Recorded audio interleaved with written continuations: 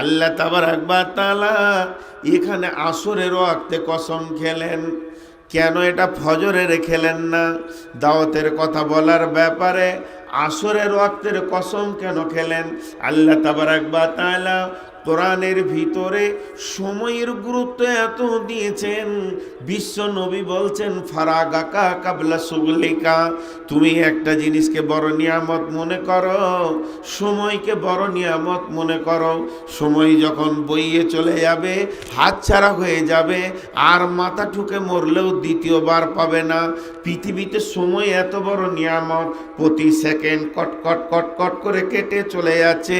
যে সেকেন্ডটা আপনার আমার কাছ থেকে চলে যাচ্ছে, এই সেকেন্ডটা কিয়ামত পর্যন্ত আর ফিরে পাওয়া যাবে না। তাহলে সময় হচ্ছে একটা বড় নিয়ামত। এর জন্য আল্লাহ তাবারাক ওয়া তাআলা দুইটি সময়কে কেন্দ্র করে কোরআনে গোটা গোটি দুটি সূরা দিয়েছেন। একটা হলো ফজর আর একটা হলো আসর। একটা আসরের সময়কে কেন্দ্র করে আল্লাহ গোটা সূরা দিয়েছেন, সূরা আসর। আর একটা ফজরকে দিয়েছেন। কেন জোহর দিল না, মাগরিব দিল না, এশা দিল না? এই দুটি টাইম কেন দিল? এই দুটি টাইম মানুষ চলমান, এই দুটি টাইমকে নিয়ে যদি কথা বলা যায় অনেক সময় চলে যাবে। আমি শর্টে বলবো, ফজরের সময় মানুষ কাজের জন্যে বের হয়ে যায়, আসরের সময় মানুষ কাজ করে গুটিয়ে বাড়ি ফিরে যায়। তার মানে প্রতিদিন আসর পর একটা সূর্য যখন আপনার ডুবে যাবে, আপনার জীবন থেকে একটা দিন কেটে চলে গেল। আপনি কবরের দিকে একদিনের রাস্তা এগিয়ে চলে গেলেন। পূর্ব দিকে যখন ফজরের পর একটা সূর্য উঠবে, তখন আপনার দ্বিতীয় সুযোগ আল্লাহ আপনাকে দিয়ে দিল। আবার আপনি কাজের প্ল্যান শুরু করে দেন, আমি দিনের কাজ কি করে করব। যখন ফজরের পর হয়, মানুষ বাড়িতে বসে বসে বাড়ির কাজগুলোকে চিন্তা করে, কে মার্কেটে যাবে, কে মাঠে যাবে, কে কোথায় যাবে। ফজরের পর মানুষ কাজের চিন্তা করে, আসরের সময় মার্কেট থেকে মানুষ বাড়ির দিকে ঘুরে, কাজগুলো ঠিক হলো কিনা তখন তুমি হিসাব করে দেখে নাও। যদি কোনো কাজ বাকি থাকে তাহলে আমরা বলি কালকে বাকিটা করে নিব। তো আমার আল্লাহ বলছেন ওই দুটি টাইমকে তুমি যদি দিনের কাজে লাগাও, ভোরবেলায় যখন উঠবে সারা দিনে দিনের কাজ কিভাবে করবে তুমি প্ল্যান করে নিও। সন্ধ্যার সময় যখন তুমি ফিরবে, তখন তুমি জেনে নাও তোমার দিনের কাজ করা হয়েছে কিনা।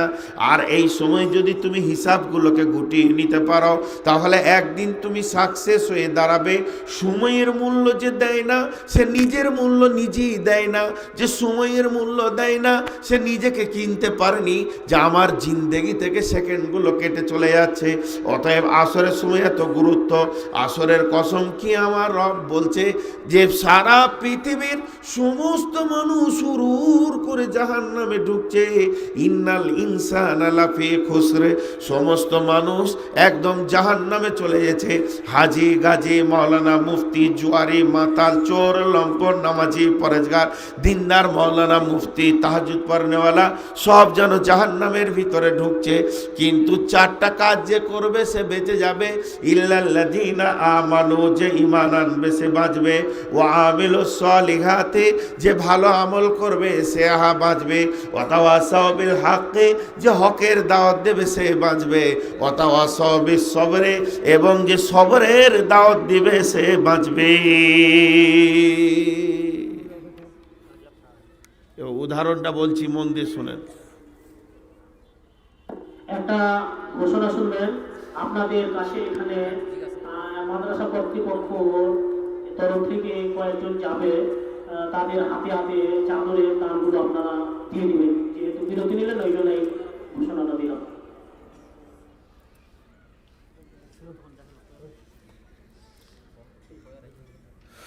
উদাহরণটা শোনেন। পাকুর থানাতে 2000 পুলিশ নেবে, 20,000 ছেলে লাইন দিয়েছে। পাকুর থানাতে 2000 পুলিশ নিবে, 20,000 ছেলে লাইন দিয়েছে। শর্ত করেছে 4টা। 5 ফুট 10 ইঞ্চি হাইট হতে হবে,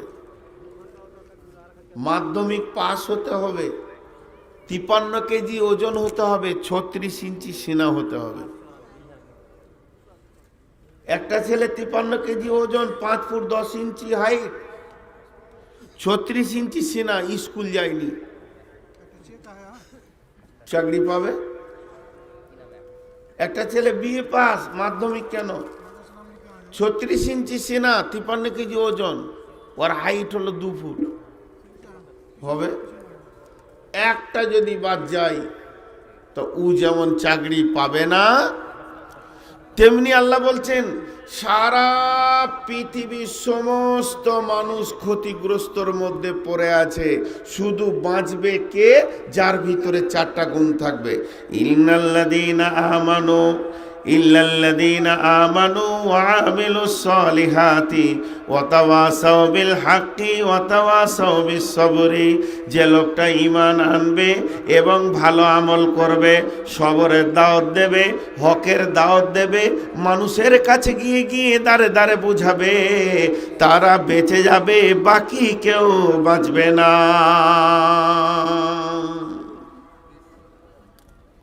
ভাই আমি বায়ান বন্ধ করিনি,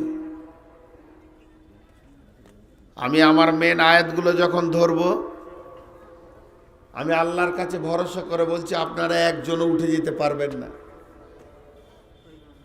এই বায়ানটা আমি ঢাকায় নারায়ণগঞ্জে এবছর নতুন রেখে আসলাম, খালি আয়াতগুলো যে পড়েছি মেন আয়াত, আমার উপস্থাপনাটা শেষ হতে দেন। আর কালেকশনের কথা বললে মানুষ উঠবে, এটা নিয়ম, যে মানুষ ভাববে কালেকশন হচ্ছে তো পালিয়েছ। আমি অনেক কষ্টের ওপর এসেছি আপনাদেরকে দুটি কথা শোনানোর জন্য, একটু ধৈর্য ধরেন, ইনশাল্লাহ লাভের কথা কিছু পাবেন বলে আমি আশা করছি। আমি আর 4 মিনিট নিব, 5 মিনিট এই উপস্থানের ওপরে, তারপরে আমি আমার মেন আয়াতে চলে যাব। সূরা তওবা থেকে যে আয়াত পড়েছি, আপনারা সবর করেন, মাত্র 5টা মিনিট তাবু উঠে চলে যাবেন। ঠান্ডা খুব বেড়েছে, এটা বিশ্বাস, যে যাদের শরীরের টেম্পারেচার কম তারা থাকতে পারবে না। ত্রিপলটা এই দিকে দেওয়ার দরকার ছিল, ওই দিকে বাদ দিয়ে, হাওয়াটা এই দিক থেকে মারছে। তো আপনারা একটু সবর করেন, উঠিয়েন না। আমি আর 5 মিনিট পর মেন আয়াতে যাব।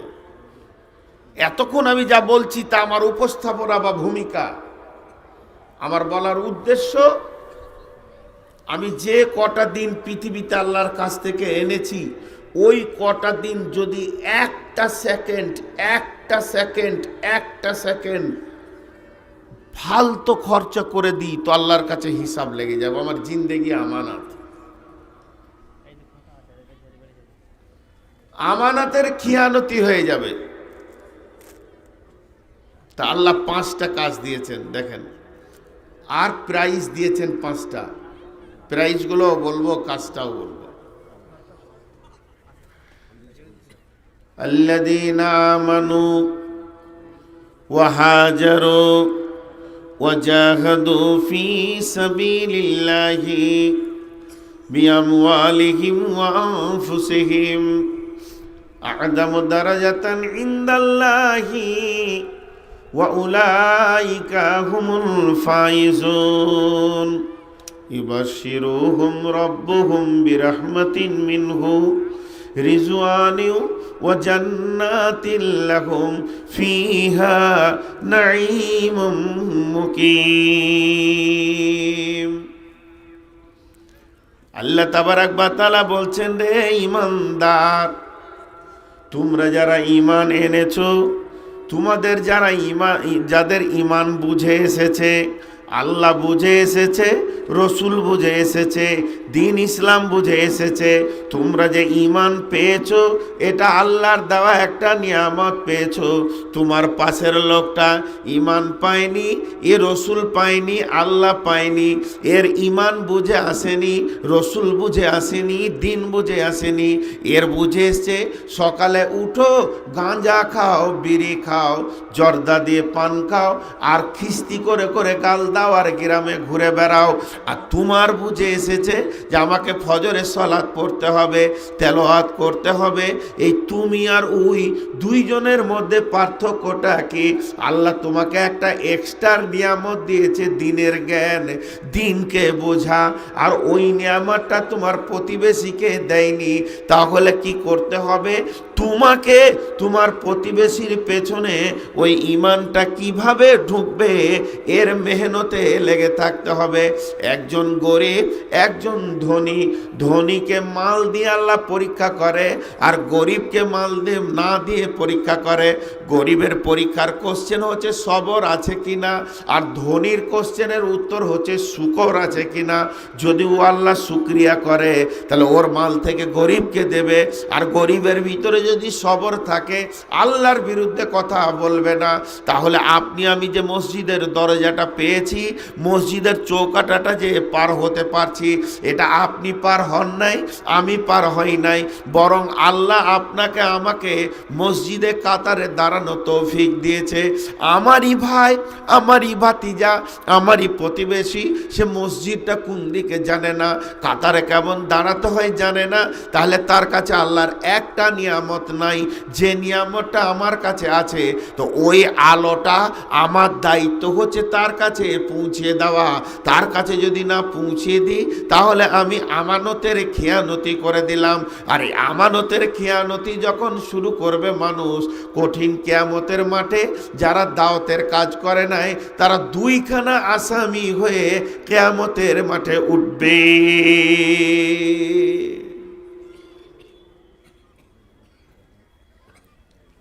কিয়ামতের মাঠে দুটো আদালত হবে, একটা হাক্কুল্লাহ, একটা হাক্কুল ইবাদ। একটা আল্লাহর হক, একটা বান্দার হক। নামাজ পড়েছো কিনা আল্লাহ জিজ্ঞেস করবে, বান্দা জিজ্ঞেস করবে না। এটা বান্দার সঙ্গে লেনদেনের সমস্যা নাই, রোজার সমস্যা নেই। কিন্তু আমার আল্লাহ যখন এলান করবে কিয়ামতের মাঠে, হে হাসরবাসী, আমি রব ওয়াকুদিয়া বাইনাহুম বিল হাক্কি, তোমাদের বাদী বিবাদীর ভিতরে আমি হক বিচার করব। তুমি পাকুড়ের কোর্টে হক বিচার পাওনি, তুমি গিরাম থেকে হক বিচার পাওনি। কে কার জায়গা দাবিয়ে নিয়েছে, কে কার মাল দাবিয়ে নিয়েছে, কে কার টাকা দাবিয়ে নিয়েছে, কে কার গালে থাপ্পড় মেরেছে, কে কার মাথায় লাঠি মেরেছে, কে কার ওপরে জুলুম করেছে। এসো, ওয়াকুদিয়া বাইনাহুম বিল হাক্কি ওয়া হুম লা ইউজলামুন। আমি আল্লাহ তোমাদের বাদী বিবাদীর মধ্যে বিচার করে দিব, কারো উপরে জুলুম করব না, আমি হক বিচার করব, তোমরা আমার কাছে এসো। ভাইরা আমার, জেনেলেন সেই দিন যদি আমি কারো কাছ থেকে 20 টাকা মেরে দিই, এটা যেমন বিচার হবে। আমার কাছে মাদ্রাসার আমানতের টাকা রাখা আছে, ওটাকে যদি তসরুপাত করে দিই ওটার যেমন বিচার হবে। আপনি আমাকে 200 টাকা দিয়েছেন, আমার ছেলেটা আপনার গ্রামে পড়ে, ওই টাকাটা দিয়ে দেবেন, আমি রাস্তাতে খেয়ে নিলাম, সেই টাকাটার যেমন বিচার হবে। যতগুলি আমানতের খেয়ানতির বিচার হবে কঠিন কিয়ামতের দিনে, বেরোজাদার, বেনামাজি, মাতাল, চোর, লম্পট, জুয়ারি, রান্ডি, এরাও ইমানদারদের দিকে তুলে আঙুল তুলে বলবে, রব্বুল আলামিন এরা আমানতের খেয়ানতি করেছে।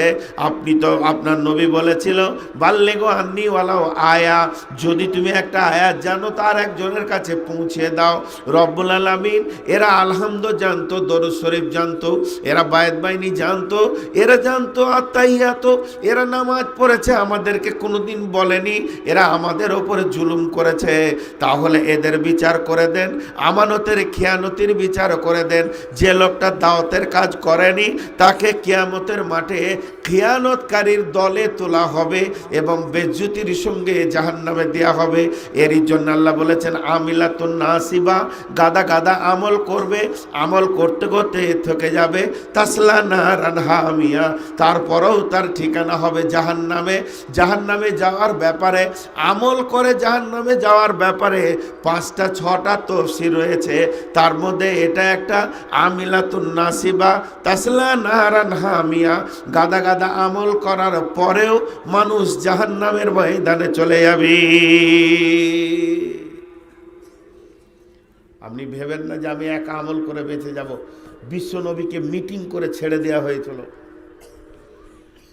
যখন কাবা বেঈমানদের হাতে ছিল, একবার নয় দুবার নয়, দেখবেন না রাহিকুল মাকতুমে এসেছে 5 থেকে 7 বার তাদের মিটিং হয়েছে, এক দুবার নয়। কাবাতে বসে খালি মিটিং করতো। কাবা তখন কাফের বেঈমানদের হাতে, মুশরিকদের হাতে। কাবার দেয়ালে ঠেস দিয়ে বসবে কে? আবু জাহেল। কে বসবে? আবু তালিব। আর বিচার হবে গোটা মক্কার, দাপিয়ে তারা চালাতো। সেই অবস্থায় নবী মোহাম্মদকে বারবার ডাকা হয়েছিল। একবার মালের, নারীর এবং নেতৃত্বের লোভ দেখানো হয়েছিল, তেতো মানেনি। বারবার বেটা তুমি এই দাওয়াতের কাজ ছেড়ে দাও, তাতেও মানেনি। শেষকালে এই কথা বলা হয়েছিল, হে বেটা মোহাম্মদ। আবু জাহেল বলছে, হে বেটা হযরত আবু তালেব বলছে, হে বেটা মোহাম্মদ, তোর যদি মন যায় তো একা চালিয়ে যা, যত পারবি নামাজ পড়, যত পারবি রোজা রাখ, যত পারবি তেলাওয়াত কর, যত পারবি জিকির কর, তোর সাথে আমাদের কোনো বিরোধ নাই, ঝামেলা নাই, কোনো কিচ্ছু নেই, তুই একা চালিয়ে যা, খালি লোককে বলিস না বেটা। বিশ্বনবী জবাব দিয়েছিলেন, আমাকে মুআল্লিম করে পাঠানো হয়েছে, বলার জন্যই পাঠানো হয়েছে, আমাকে একা ইবাদত করার জন্য পাঠানো হয়নি। আমরা জালসা পেলে তখন হুড়কে দিয়ে এলাকাকে নূর মোহাম্মদ দেয়, আমার মতো যারা বক্তা আছে যে তবলিগ করে দিলাম, জি না, তবলিগ door to door, door to ডোর। হযরত আমর বিন আস, এক একটা সাহাবীর জীবন চরিত্র খালি পড়ে দেখবেন তারা কি বলছেন রসুলের ব্যাপারে। কোন সাহাবী বলছেন, আমি রাসূলুল্লাহ সাল্লামকে আমার ঘরের দরজা থেকে 70 বার গর্দন ধরে সরিয়ে দিয়েছি, ভাগ তুই। কেউ বলছে 60 বার, কেউ বলছে 30 বার, কেউ বলেছে 50 বার। আর হযরত আমর বিন আস তার বেটা আব্দুল্লাহকে কি বলছে? আব্দুল্লাহকে বলছে, বেটা একটু ধরে বসাও, মুমূর্ষ অবস্থায় পৃথিবী থেকে চলে যাবে আব্বা। ডুকরে ডুকতে কাঁদছি। বেটা বলছে, আব্বা আপনার নামের পাশে আছে রাদিয়াল্লাহু আনহু, আমর বিন আস রাদিয়াল্লাহু তাআলা আনহু, আপনি তো রাসূলের সাহাবী, আপনার উপরে আল্লাহ রাজি আছে, কেন এত হতাশাই হচ্ছেন, কেন এত মাইয়ুস হচ্ছেন? সঙ্গে সঙ্গে আমর বিন আস যে কথাটা বলছে, ভাষাটা আমি আপনাদেরকে শোনাই। বেটাকে বলছে, বেটা রে, জীবনে যেগুলো হারিয়ে গেছিলে সেগুলো যদি পেয়ে যেতাম, আর জীবনে যেটা পেয়েছি এটা যদি হারিয়ে দিতাম, তাহলে তোর বাপ অনেক বড় সৌভাগ্যবান ছিল। কি বুঝলেন এবার আপনারা বলেন? আমি আর একবার বলছি, আমর বিন আস বলছে, বেটা রে, যেটা আমি হারিয়ে দিয়েছি সেটা যদি পেয়ে যেতাম, আর যেটা আমি পেয়েছি এটা যদি হারিয়ে যেত, তাহলে তোর বাপ বড় সৌভাগ্যবান ছিল। আর একবার বলছি 3 বার বোঝার জন্যে, বেটা রে, যেটা আমি হারিয়ে দিয়েছি সেটা যদি পেয়ে যেতাম, আর যেটা আমি পেয়েছি সেটা যদি হারিয়ে দিতাম, তাহলে তোর বাপ অনেক বড় সৌভাগ্যবান ছিল। এর মানে কি? এর মানেটা কি পেলেন? কত গভীর কথা বলছে জানেন? আমরা ভাবছি হয়তো যে সাহাবীগুলো যেমন চায়ের দোকানে আমরা বসি, গল্প করি, আর একটা একটা করে আসে, আর 1 কাপ করে চা বাড়তে থাকে। সেলিম রে 4 কাপ চা দে তো। 4 কাপ চা করতে করতে আবার 3 জন এলে 7 কাপ দে, আবার 2 জন এলে 9 কাপ কর রে জি, আবার 6 জন এলে 15 কাপ। মনে হয় রসুলের সাহাবীগুলো এইভাবে বাড়তে বাড়তে বেড়ে গেছে। আমর বিন আস বলছে, বেটা, হারানোটা পেয়ে যেতাম, পেয়েটা হারিয়ে যেতাম, তার মানে কি বুঝলা? তার মানেটা ভালো করে শুনে নাও।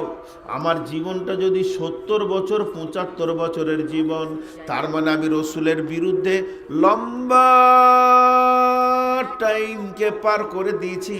50-55 বছর ধরে খালি রসুলের বিরোধিতা করেছি। রসুল আমার কাছে আসেনি তা নয়, বারবার এসেছে, বারবার ঘুরিয়ে দিয়েছি, আর এই ঈমান এনেছি। এখন মওতের দরজায় চলে যেতে আর অল্প সময় মাত্র ঈমানটাকে পেলাম, আর বহু টাইম বেঈমান হালাতে থেকে গেলাম। যদি ঈমান হালাতে ওই দিকটা থাকতাম আর অল্প টাইম বেঈমান হতাম, তাহলে আমি নিজেকে সৌভাগ্যবান বলে মনে করতাম। বেটা রে, এই হলো আমাদের জীবন। তাহলে রসুল রাসূলুল্লাহ সাল্লাল্লাহু আলাইহি সাল্লাম কত মেহনত করেছে। হায়াতুস সাহাবা পড়ে দেখবেন, হানফিদের লেখা কিতাব, হানফিদের লেখা কিতাবে বলছে যে রাসূলুল্লাহ সাল্লাল্লাহু আলাইহি সাল্লাম আবু জাহেলের মতো বেঈমানের দরজায়, আবু জাহেলের মতো বেঈমানের দরজায় 450 বারের অধিক গেছে। অতএব বিশ্বনবী তাবলীগের কাজটা কত গুরুত্ব দিয়ে করেছেন। তাই আমার আল্লাহ বলছেন আল্লাযীনা আমানু, যে লোকটা ঈমান আনবে, ওয়া হাজারু, 2 নম্বরে ঘর ছাড়বে। কেন ঘর ছাড়বে? তার ঘর ছাড়ার কারণটা শ্বশুর বাড়ি যাওয়া নয়, তার ঘর ছাড়ার কারণটা মাঠে যাওয়া নয়, তার ঘর ছাড়ার কারণটা জমি দেখতে যাওয়া নয়, তার ঘর ছাড়ার কারণটা গরুর হাটে যাওয়া নয়, তার ঘর ছাড়ার কারণটা গহমের জমিতে যাওয়ার কারণ নয়, তার ঘর ছাড়ার কারণটা মার্কেটে যাওয়ার কারণ নয়। সমস্ত কারণের দরজাগুলো বন্ধ হয়ে যাবে, একটাই কারণে সে ঘর থেকে বের হবে। আমি যখন ঘর থেকে বের হয়েছি আমার নিয়ত ছিল জলসা করতে যাব, আর কেউ ঘর থেকে বের হয়েছে মার্কেটে যাব, ব্যবসায় যাব, বাণিজ্যে যাব, চাকরি যাব। কিন্তু ওই লোকটা কি করবে? ঈমান আনবে আর ঘর থেকে বের হবে। ওর নিয়ত থাকবে আমি এই ঈমানটা আর একজনের কাছে পৌঁছাতে যাব। আমি আল্লাহর গোলামের কাছে, আমার কাছে যে আমানতটা রয়েছে, কালেমা রয়েছে, তৌহিদ রয়েছে, ইলমে রয়েছে, জিকির রয়েছে, ফাতিহা রয়েছে, দরুদ রয়েছে, সানা রয়েছে, এই ইস্তেগফার রয়েছে, এটাকে আমি পৌঁছাতে যাব। এই নিয়তে যখন ঘর ছাড়বে, ওয়াহাজারু ওয়াজাহাদু ফি সাবিলিল্লাহ, এবং আল্লাহ রাস্তায় সে জিহাদ করবে। কি নিয়ে জিহাদ করবে? বিআমওয়ালিহিম ওয়া আনফুসিহিম, নিজের মাল এবং নিজের জান নিয়ে যাবে। চাওয়ালা তোর সাহস খুব, একদম কেতলি কেড়ে নেব।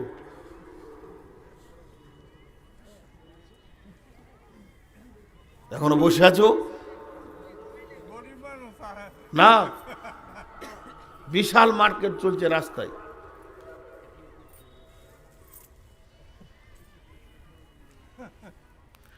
কথাটা কি বুঝিয়ে এলো আপনাদের বলেন? ও ঘর থেকে বের হচ্ছে একটাই উদ্দেশ্য, আমি আল্লাহর দ্বীনকে পৌঁছাবো। তা আল্লাহ বলছে আমিও তোকে 5টা প্রাইজ দিব, 5খানা প্রাইজ। নিজে জানা নিজের মাল নিয়ে নেমে পর। আজকে কই টাকা, ক টাকা দিয়েছেন আপনারা? নিজের জান নিয়ে যেতে হবে, নিজের মাল। প্রথম প্রাইজ হচ্ছে আযাম দারাজাতান ইনদাল্লাহ, আল্লাহর কাছে ওর সম্মান বেড়ে যাবে। আল্লাহর কাছে ওর সম্মান বেড়ে যাবে।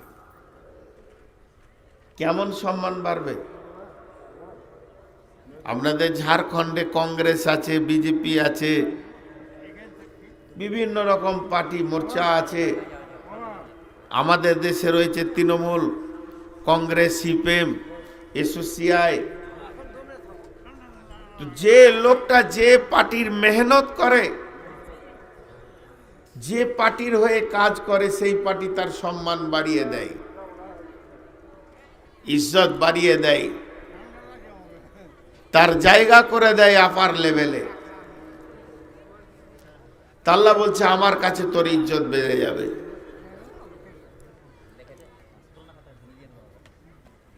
আযাম দারাজাতান ইনদাল্লাহি ওয়া উলাইকা হুমুল ফাইজুন।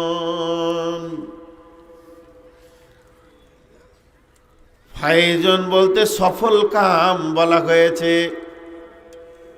আল্লাহর কাছে ইজ্জত কেমন বেড়ে যাবে? যে লোকটি পার্টির মেহনত করে করে করে করে করে করে এলাকার এমপি হয়ে যায়, এমএলএ হয়ে যায়, সে সরকারি ঘর পাবে, তার ছেলে চিকিৎসা পাবে, তার মেয়ে চিকিৎসা পাবে, ছেলের ফিরে মেয়ে লেখাপড়া পাবে, স্ত্রীর চিকিৎসা পাবে, থাকার জায়গা পাবে, খাওয়া পাবে, গাড়ি পাবে। এমএলএটা সরকারি তেল পাবে, ড্রাইভার পাবে, তার কোয়ার্টার পাবে, খরচা পাবে, হোটেল খরচা পাবে। সব যেন সরকার তাকে দেবে। কেন? যে তুমি আমার পার্টিকে প্রচার করেছো, এর জন্য তুমি আমার এমএলএ হয়েছো। এখন তোমার ছেলে মেয়ে, ঘর বাড়ি, খাওয়া, চিকিৎসা সব তোমার ফ্রি। ফ্রি, যাতায়াত free, security free, police free, তুমি সব কিছু পার্টি থেকে পেয়ে যাবে। তেমনি যদি কেউ দিনের মেহনত করে তো আল্লাহ তাবারাক ওয়া তাআলা একটা সামান্য রাজ্যের মন্ত্রী যদি এমএলএকে এতগুলো দিতে পারে তো আমার রব তাকে মাফ করবে, তার গোষ্ঠীকে মাফ করবে। এমনও কিছু লোক কিয়ামতের মাঠে দল বেঁধে জান্নাতে যাবে। অন্য নবীরা জিজ্ঞেস করবে ওটা কি কোনো নবী চললো নাকি? বলে না, নবী নয়, কোনো শহীদও নয়, কোনো নবী নয়, শহীদ নয়, তো এত সম্মানের সঙ্গে মা বাপ ভাই বোন সকলকে নিয়ে জান্নাতে যেছে কেন? বলে ওটা আখিরি নবীর উম্মত ছিল। বিশ্বনবী পৃথিবী থেকে চলে যাওয়ার পর নবীজির কাজ করেছে, দাওয়াতের কাজ করেছে। কুনতুম খায়রা উম্মাতিন উখরিজাত লিন-নাসি তা'মুরুনা বিল মা'রুফি ওয়া তানহাউনা আনিল মুনকারি। ওই তোমাদের ভিতর থেকে এমন একটা মানুষকে আমি বের করেছি যে কুনতুম খায়রা উম্মাতিন, তোমরাই হলে শ্রেষ্ঠ উম্মত। তোমাদেরকে আমি মানুষের জন্য বের করেছি, তোমরা সৎ কাজের আদেশ করবে, অসৎ কাজের নিষেধ করবে। আর তো কোনো নবী আসবে না, আর কোনো নবী আসবে না, পৃথিবীতেই তোমাদেরকে নবীওয়ালা কাজ করতে হবে। এর জন্য তোমাদের দরজাটা অনেক বড়, তোমরাই হলে শ্রেষ্ঠ উম্মত। তোমাদের থেকে শ্রেষ্ঠ উম্মত আর পৃথিবীর বুকে আসেনি, আর আসবে না।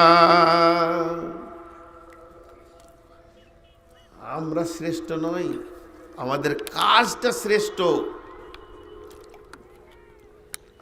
এটা হচ্ছে কাজের বদলা। এই যে কোরআন শরীফ, এইটা তো কাগজ, পিচবোর্ড, তোকে বুকে লাগাইছে, এমনি করে নিয়ে যাচ্ছে। পিচবোর্ডটার সম্মান লয়, ভিতরে মালটার সম্মান। তো আমাদের ইজ্জত এত উঁচুতে, খায়রা উম্মাতিন, শুধু এই বডিটার জন্য লয়, এর কাজটার জন্যে। ই তাবলীগের কাজ করবে তার জন্য এত এর সম্মান। শুধু ইজ্জত বাড়াবে না, আল্লাহ বলছে ওয়া উলাইকা হুমুল ফাইজুন। এই ইলামি থেকে বর্ধমান যেতে হলে আপনার পাকুর, মোরারই হয়ে, নোলহাটি হয়ে, সাঁইথিয়া, মোল্লারপুর হয়ে আমার বাড়ি পর্যন্ত কটা জায়গা ডাকাতি হয় আমার মুখস্থ আছে। আজকে 20 বছর ধরে এই রুটে দৌড়ছি, গাড়ি নিয়ে দৌড়ছি, তাহলে কি আমার মুখস্থ হতে বাকি আছে কোথা কোথা ডাকাতি হয়? একদম মুখস্থ বলে দিব কোথা কোথা ডাকাতি হয়। এখন আর হয় না, হতো। তেমনি আপনার মরা থেকে নিয়ে জান্নাতের গেট পর্যন্ত কোন কোন জায়গাটা খতরনাক নবীজি বলে দিয়েছেন। 1 নম্বরে কবরে তোমাকে আটকানো হবে, মান রব্বুকা মা দীনুকা মান নবিয়ুকা। ওর পরে কিয়ামতের মাঠে বলা হবে ও উজিয়াল কিতাব জিয়া বিন নবীন ও সুহাদা, এসো তুমি সাক্ষী নিয়ে এসো, তোমার নবীকে নিয়ে এসো, আমি হক বিচার করব। সেখানে একবার দাঁড়িপাল্লার কাছে যাওয়া হবে, একটা হচ্ছে পুলসেরাত, একটা ডান হাতে বা হাতে সার্টিফিকেট দেওয়া হবে। তারপরে জান্নাতের চৌকাটা পার হতে হবে 5টা জায়গা। 1 নম্বর হলো কবর, 2 নম্বরে হলো আপনার কিনা ডান হাতে বা হাতে সার্টিফিকেট, 3 নম্বরে হলো দাঁড়িপাল্লায় নেকি বদি ওজন হবে, 4 নম্বরে হলো আপনার কিনা পুলসেরাত, 5 নম্বরে তারপরে আপনি জান্নাতে গিয়ে পৌঁছাতে পারবেন। এই যতগুলি বাধা বিপত্তির জায়গা আছে, যতগুলি ট্রাফিকের লাল সিগন্যাল রয়েছে, এই জায়গায় আপনাকে দাঁড় করিয়ে করিয়ে করিয়ে করিয়ে করিয়ে প্রত্যেকটা জায়গাকে আপনাকে সাকসেস হয়ে হয়ে হয়ে হয়ে পার হয়ে হয়ে জান্নাতের ভিতরে ঢুকতে হবে। কিন্তু আমার আল্লাহ বলছেন যারা এই 5টা কাজ করবে, ঈমান আনবে, ঘর ছাড়বে, মানুষের দরজায় দরজায় ঘুরবে এবং দিনকে বাঁচানোর চেষ্টা করবে, নিজের জানমাল লাগাবে, আদম দারাজাতান ইনদাল্লাহ, এদের জন্য কোনো ট্রাফিক লাল সিগন্যাল থাকবে না। আপনি পাটনা যান, কলকাতা যান, বহরমপুর যান, লাল সিগন্যাল দিয়ে দিলে গাড়ি আর পার হতে পারবে না। আবার সবুজ দিবে তখন পার হবে, আবার লাল দিবে তো বন্ধ হয়ে যাবে। কিন্তু এমন একটা গাড়ি আছে তার লাল সিগন্যালে পার হয়ে চলে যাবে, তাকে কেউ আটকাবে না। সেই গাড়িটা কি? ওই গাড়িটার নাম হলো অ্যাম্বুলেন্স। যত লাল সিগন্যাল আছে কুই কুই করে পেরিয়ে যাবে, ওকে কোনো ট্রাফিক পুলিশ ধরবে না। অ্যাম্বুলেন্সের জন্য সব ছাড় আছে। তেমনি দিনের মেহনত যারা করবে, আমার আল্লাহ বলছেন উলাইকা হুমুল ফাইজুন, কবর থেকে জান্নাত পর্যন্ত তাকে কোথাও কেউ আটকাবে না, সে একদম কুই কুই কুই কুই করে জান্নাতে পৌঁছে যাবে। যেহেতু পৃথিবীর সব থেকে শ্রেষ্ঠতম কাজ উই করেছে আমরে বিল মারুফ নাহি আনিল মুনকার, এর থেকে বড় কাজ আর এই উম্মতের হতে পারে না।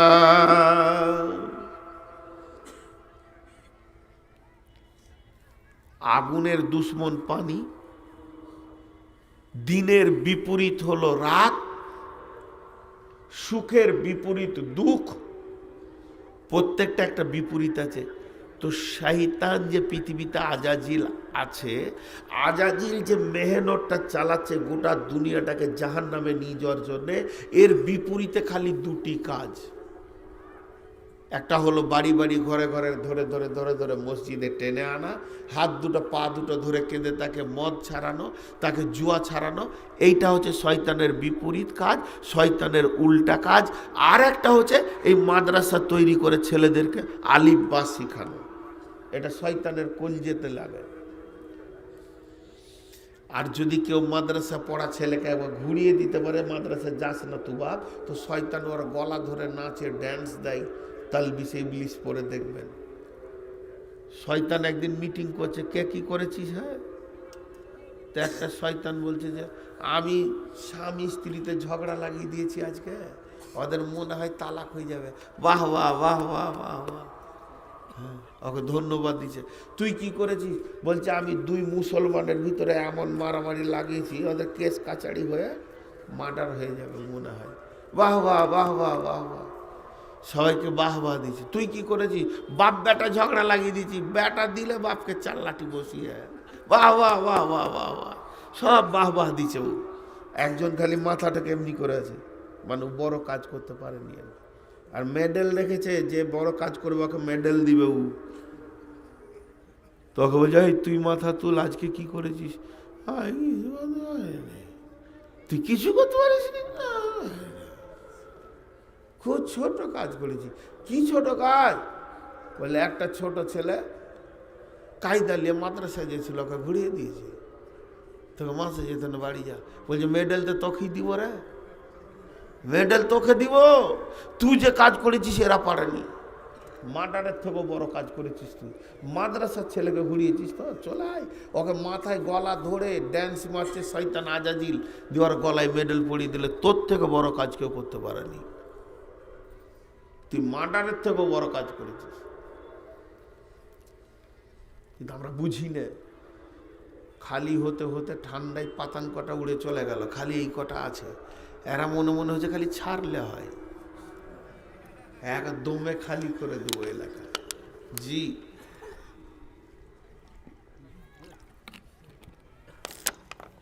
আজকে আমাদের আফসোস লাগে।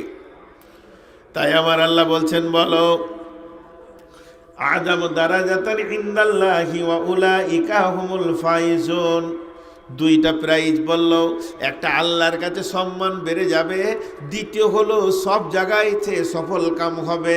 3 নম্বরে বলছি বাশশিরুহুম রাব্বুহুম বিরাহমাতিন মিনহু, আর একটা সুসংবাদ দাও, ওদের উপরে আল্লাহ রহমত সবসময় কুলকুল করে বইবে, অজস্র ঝরবে।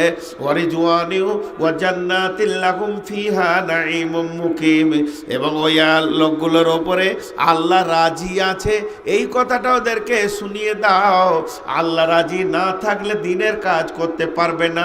ওয়ারিজওয়ানিউ ওয়া জান্নাতিল লাহুম ফিহা নাঈমুম মুকিম, আর মরার পরে তাদেরকে একটা স্থিতিশীল জান্নাত দেব, যে জান্নাতের কোনো ক্ষয় নাই, যে জান্নাত কোনো নষ্ট হবে না, যে জান্নাতটা কোনো বিগাড় নেবে না। এত সুন্দর জান্নাতের ভিতরে এদের ঠিকানা বানিয়ে দেব।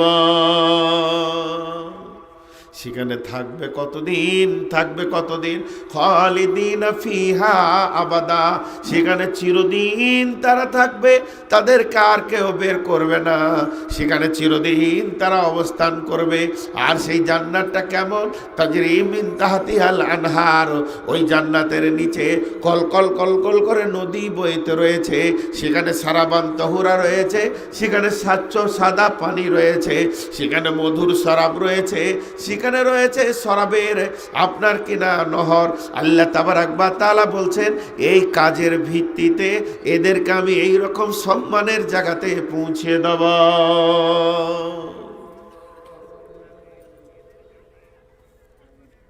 কিন্তু আমরা কোন জায়গায় আছি? সেই জায়গায় পৌঁছাতে পারিনি। ভাইয়া উঠে যেন না, যে কজনই আছেন, আর 2-5 মিনিট আপনাদের সামনে আছে। আমরা আমাদের কাজগুলো খুঁজে পাইনি। একবার দেখেন তো সাহাবারা জেলা মাজমাইনদের জীবনের দিকে তাকিয়ে, তারা কিভাবে দিনকে প্রতিষ্ঠিত করে গেছে। ইলামির মাদ্রাসা কত পুরাতন মাদ্রাসা, আমার মামারা পড়েছে, সুবহানাল্লাহ। তারানগরের মাদ্রাসা তার থেকেও পুরাতন।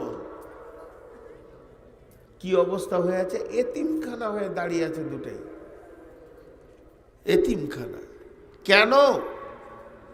বৃহত্তর মুসলিম এরিয়া, অত্র এলাকায় এত মুসলিম, তারপরে এগুলো লেখা আছে জামিয়া, ইউনিভার্সিটি, বিশ্ববিদ্যালয়। এটা কি বিশ্ববিদ্যালয়? সেই পজিশন এসেছে কেন? গায়ে কোম্পানি আছে, বিজনেসম্যান আছে। খালি 1 বিঘে জমি বিক্রি করব যদি কেউ বলে দেয়, তোর মুখে টাকা নিয়ে চেপে ধরবে, যার কাউকে বলিস না। টাকার বান্ডিল দিয়ে ধরবে, যার কাউকে বলিস না। কত লিবি খালি তুই বল। আর মাদ্রাসাটা ঢুকলে মনে হচ্ছে এতিমখানা। মাদ্রাসার দিকে দেওয়াল দিয়ে তাকালে মনে হবে যে কোন যুগে যে রং পড়েছিল, কে আল্লাহ ভালো জানে করে গেছে, আর নেই। কেন? একটাই কারণ, যে আমাদের দিনের প্রতি অনীহা চলে এসেছে, অনীহা চলে এসেছে। তো আল্লাহ তাবারাক ওয়া তাআলা বলছেন, ইয়া আইয়ুহাল্লাযীনা আমানু হাল আদুল্লুকুম আলা তিজারাতিন তুনজিকুম মিন আযাবিন আলীম তুমিনুনা বিল্লাহি ওয়া রাসূলিহি ওয়া তুজাহিদুনা ফি সাবিলিল্লাহি বিআমওয়ালিকুম ওয়া আনফুসিকুম যালিকুম খায়রুল লাকুম ইন কুনতুম তা'লামুন। হে ঈমানদারেরা, তোমাদেরকে কি এমন একটা ব্যবসা শিখিয়ে দেব না, যেটা করলে তোমরা আযাবে আলীম থেকে বেঁচে যাবে?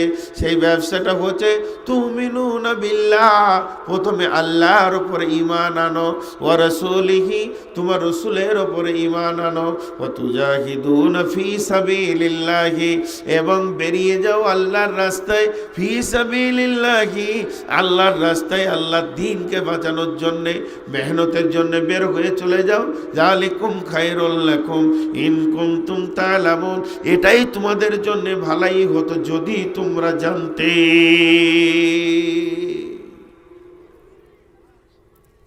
জি, কেউ আল্লাহর বান্দা আছেন এখানে? 20 জন বলেন তো যে 5000 করে দিব। 20 জন, আমি বেশি বলিনি।